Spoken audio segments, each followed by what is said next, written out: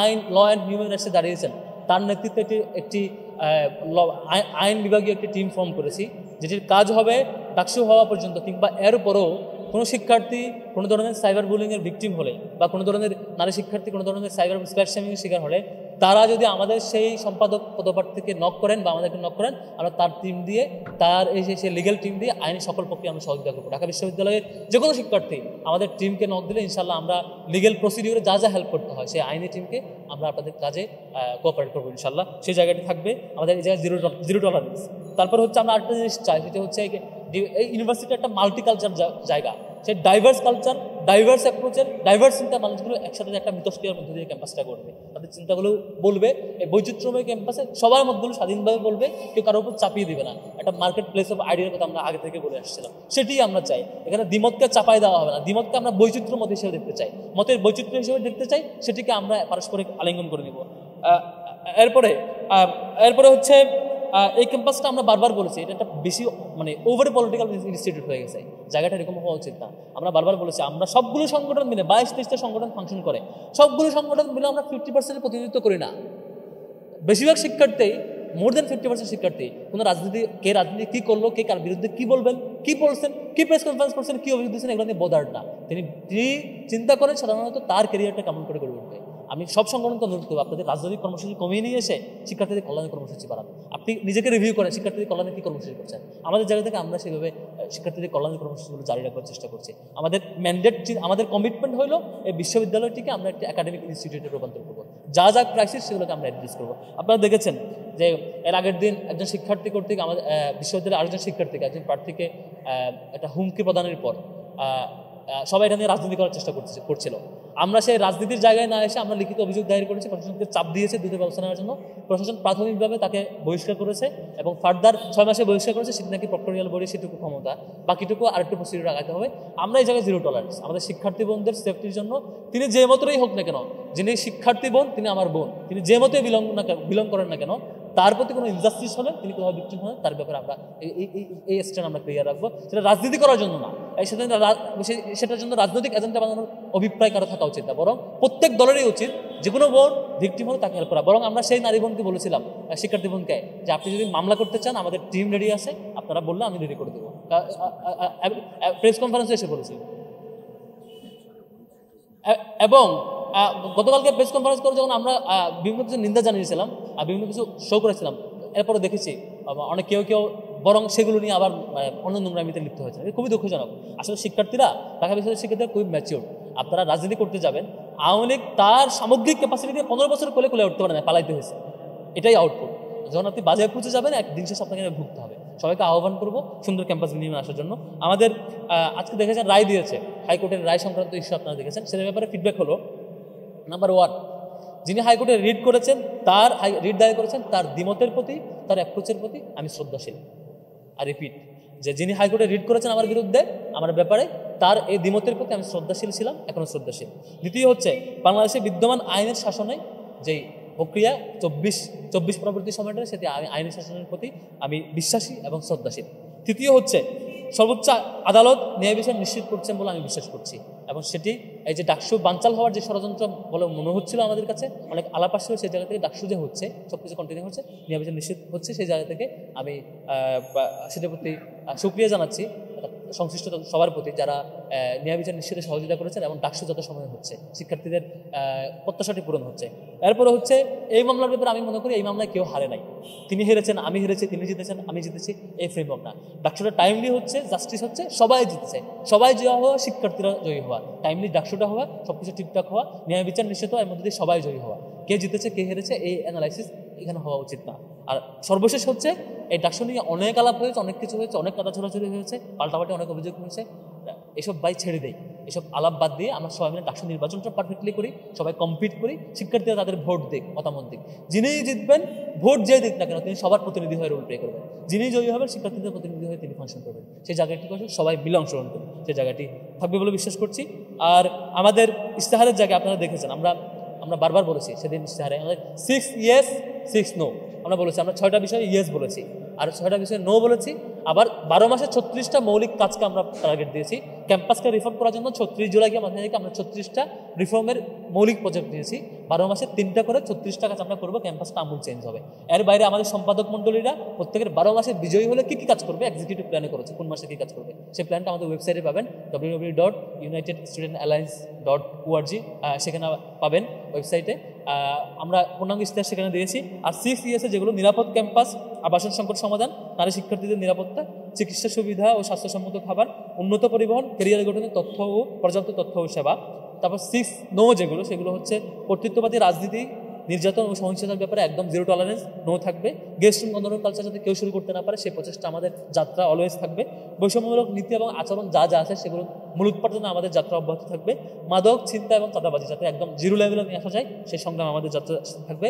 লাঞ্চের পরে আসেন যে কালচার রিস্টেবিলিং, সেটাকে জিরো পর্যায়ে নিয়ে এসে পুরোটাই ডিজিটাল ভার্সনে নিয়ে আসার যাত্রা আমাদের থাকবে। এবং ইসলামোফোবিয়া এবং সাইবার বুলিং এই ব্যাপারে আমাদের অলওয়েজ নো থাকবে।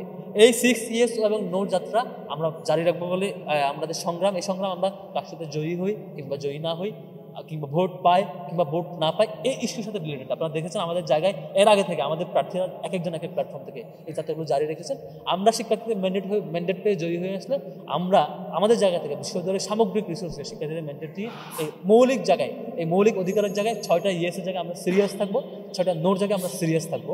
এবং এর সাথে 36টাতে রিফর্ম প্রজেক্ট নিয়েছি আমরা ক্যাম্পাসে 12 মাসে, সেই প্রজেক্টগুলো বাস্তবায়ন করবো এবং সম্পাদক যে মৌলিক জায়গাগুলো রেখেছেন সেগুলো আমরা জারি রাখবো। আশা করি আমরা শিক্ষার্থীদের অধিকারে সেই বাস্তবায়ন করতে পারবো। সবাইকে ধন্যবাদ জানাচ্ছি। অসংখ্য ধন্যবাদ। জুলিয়াসের প্রতি আজকে হাইকোর্টে আবার রিট করা হয়েছে, ডাকসু বন্ধ রাখা হয়, মানে তার বিষয়টা মীমাংসা হওয়ার আগে ডাকসু বন্ধ রাখা, এই বিষয়ে কি বলবেন? কোর্টের সকাল ডাকসু বন্ধ রাখার ব্যাপারে কোনো কথা নয়, ডাকসু 9 সেপ্টেম্বর হতে হবে, এটা ডাকসুর ব্যাপারে আমাদের এসেছেন। দ্বিতীয়, কারো ব্যাপারে কোনো অভিযোগ, পাল্টা অভিযোগ থাকলে সেটি কোর্ট যেভাবে রায় দেয়, আমি কোর্টের যার যা অভিযোগ মতামত সব কিছু কোর্টের মধ্য দিয়ে আসবে, কোর্টের রায় হয়ে আসবে। কিন্তু ডাকসু পেছানোর কোনো চান্স নাই, সেটার পক্ষপাতী নয়। আপনারা কি এখনো শঙ্কা মনে করছেন যে নির্বাচন বানচাল করার পারবে না? কেউ ষড়যন্ত্র করতে পারে, সে কেউ প্ল্যান ষড়যন্ত্র করতে পারে, কিন্তু ঢাকা বিশ্ববিদ্যালয়ের যে স্বতঃস্ফূর্ত শিক্ষার্থীদের যে রেসপন্স আমরা গতকাল এবং পরশু দেখেছি, যে রিয়াকশন দেখেছি, এই রিয়াকশন কিন্তু তৈরি করতে হয় না, এই রিয়াকশন অটো থাকবে। কারণ ডাকসু সবার আত্মার সাথে মিশে গেছে শিক্ষার্থীদের। ডাকসু যদি আপনি না দিতে চান, বানচাল করতে চান, আপনার অস্তিত্ব থাকবে না এখানে। ডাকসু হতে হবে, ষড়যন্ত্র করে কেউ পারবেন না। ডাকসু টাইমলি হবে, ঢাকা বিশ্ববিদ্যালয়ের শিক্ষার্থীরা সবাই সমন্বিতভাবে একটা ব্যাপারে একমত, ডাকসু টাইমলি হতে হবে। সুতরাং ডাকসু হবে বলে নিশ্চিত আমি আশঙ্কা লক্ষ্য করছি না। ষড়যন্ত্র হতে পারে, সেই ষড়যন্ত্র শিক্ষার্থীরা প্রতিহত করবে ইনশাআল্লাহ। আমরা ভোট কেন্দ্র বেড়েছে সেই দিক থেকে, ভোট কেন্দ্র কিন্তু বেড়েছে বারবার আমরা কনসার্ন দেওয়ার কারণে বেড়েছে। এবং ইউনিভার্সিটি কর্তৃপক্ষকে বলেছে আপনারা আরও বাড়ানো দরকার। আমরা বারবার লিখিত কনসার্ন দিয়েছি, মৌখিক কনসার্ন দিয়েছি বারবার ভোট কেন্দ্র বাড়ানোর ব্যাপারে। কারণ জি রিনে কর্মকর্তা বলেছে আমাদেরকে যে হচ্ছে ভোট কেন্দ্র না বাড়ালে সে কেন্দ্রে বুথ বাড়াবে, দেখা যাক কতটুকু বাড়াতে পারে। ওনাদের কনসার্ন হচ্ছে কেন্দ্র বেশি বাড়াইলে সিকিউরিটি এবং সামগ্রিক ব্যাপারটা ম্যানেজমেন্ট ওনারা কম পারবেন বলে বিষয় চিন্তা করছেন, যেহেতু বড় স্পেসের দরকার। আমরা বলেছি আপনারা কেন্দ্র বাড়ানোর সব চেষ্টা করেন, কেন্দ্র বাড়াতে না পারলে অন্তত সেখানে ভোট যেতে পারে, যাতে বেশি সংখ্যক শিক্ষার্থী ভোট দিতে পারে। কারণ এই কম সংখ্যক ভোট দিয়ে সব সংখ্যক শিক্ষার্থীর ভোট প্রদানে একটু ক্রিটিক্যাল হবে। আপনি কিছুক্ষণ আগে বলেছেন যে ওই যে ধর্ষণের হুমকিদাতা যে আছে সে আপনাদের দলভুক্ত না। গতকাল কাদের এখানে দাবি করে গেছিলেন যে আপনারা আপনাদের কমিটি প্রকাশ করেন না এরকম দায় এড়ানোর জন্য, এই বিষয়ে কিভাবে বলবেন? অনেকে অনেক কিছু বলে আর কি, যারা সকাল বিকাল মানে সকালে একটা বলে বিকালে একটা বলে, বারবার মিথ্যা বলে, সবটুকুর প্রশ্ন উত্তর আমরা দিতে চাই না, আমরা রেসপেক্ট করি। আর তাকে নিয়ে যা রিপ্লাই কালকে এবং পরশু মিলে আমরা দিয়েছি, এবং সেই রিপ্লাইকে যদি অ্যাড্রেস করে কেউ কোয়েশ্চেন করতে পারে, সেই কোয়েশ্চেনটা আমি ভ্যালিড মনে করবো। ওই কোয়েশ্চেনের অ্যান্সার না শুনে আবার সেম প্রশ্ন সেম কবিতা পাঠ করা, এটা কোয়েশ্চেন মনে করবো না, সেটা বলবো হচ্ছে উনি অ্যানালাইসিস করার ক্যাপাসিটি হারিয়েছেন, সে কারণে আবার সেম প্রশ্ন রিপিট করছে। আপনাকে নিয়ে যে রিটটা হলো যে আপনি আপনার ছাত্রলীগের রাজনীতি ছিলেন, সেটি তো আজকে আদালত খারিজ করে দিল, কিন্তু আজকে আপনার নামে আরেকজন তিনি দাবি করছেন যে সেই ফরাদ আপনি না, সেই ফরাদ সে, অর্থাৎ এখন ফরাদের ছড়াছড়ি এটা অলরেডি সলভ ইস্যু। আর আদালতের ইস্যু নিয়ে আমার কোনো কমেন্ট নেই। আদালত, আমি অলওয়েজ বলছি আদালতে আলাপ হোক, আদালতে রায় হোক, যখন যেটা রায় হবে সেটা নিয়ে আমি আস্থাশীল, শ্রদ্ধাশীল। আর কে কী করেছে না করেছে এই অ্যানালিসিস আমি জিততে চাই না। আসলে এগুলো শিক্ষার্থীরা চায় না, দিন শেষে শিক্ষার্থীরা চায় আপনি শিক্ষার্থীরা কী করতে চান, সামনে কী করতে চান।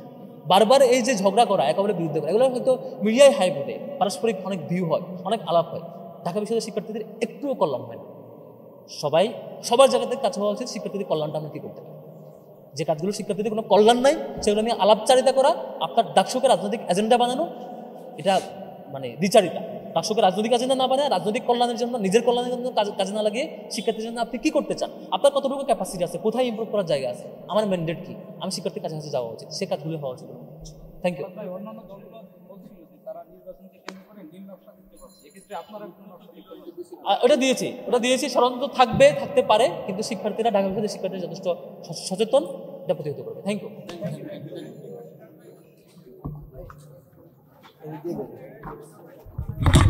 আমরা একটু বের হয়ে যাই ভাই।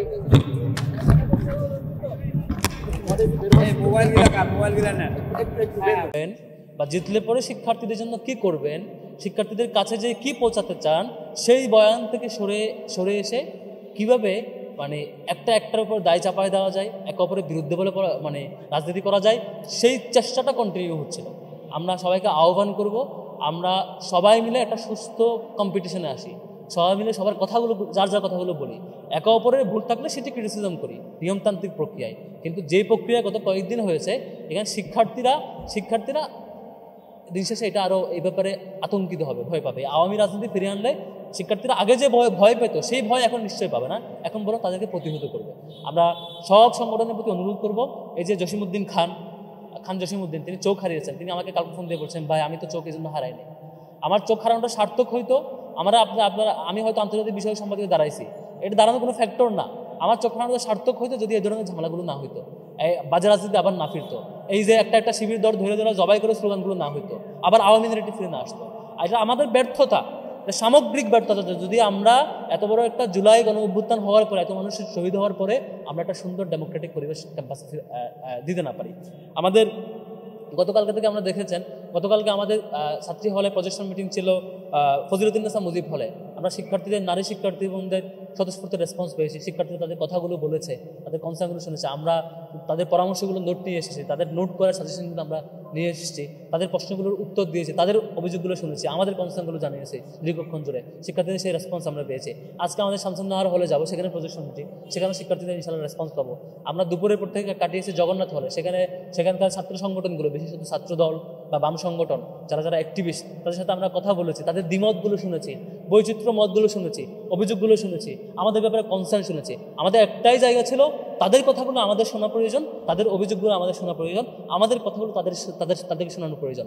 আমাদের ভুল কিছু থাকলে তাদের অভিযোগের ভিত্তিতে ক্রস-চেকের মধ্যে দিয়ে আমরা ইমপ্রুভ করতে চাই। আবার তাদের কোনো ভুল ধারণা থাকলে আওয়ামী ন্যারেটিভের 15 বছরের আরোপিত কালচারের কারণে যদি কারো ব্যাপারে কোনো ভুল ধারণা জন্মায়, সেটি মূলোৎপাটনে, সেই ভুল ধারণা দূর করবার জন্য আমাদেরও তাদের কাছাকাছি যাওয়া দরকার। আমরা আজকে গিয়েছি, অনেকক্ষণ আলাপ করছি, বারবার যাবো। আমরা ডোর টু ডোর যাচ্ছি, প্রতিদিন আমরা হলগুলোতে door to door, room to room যাচ্ছি, শিক্ষার্থীদের স্বতঃস্ফূর্ত সমর্থন পাচ্ছি, তাদের কথাগুলো শুনছি।